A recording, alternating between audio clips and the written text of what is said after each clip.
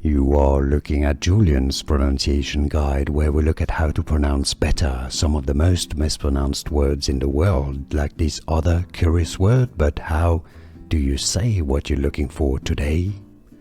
Let's learn how to pronounce the name of this location in Paris. It's actually an island on the Seine River. French pronunciation, and then we'll get to English. Ile. Ile is French for an island. De la Cité. So it literally means the island of the city. Ile de la Cité. Ile de la Cité. You could say it in English. Ile de la Cité. From French. Ile de la Cité. Let's learn how to pronounce the name of this location in Paris. It's actually an island on the Seine River.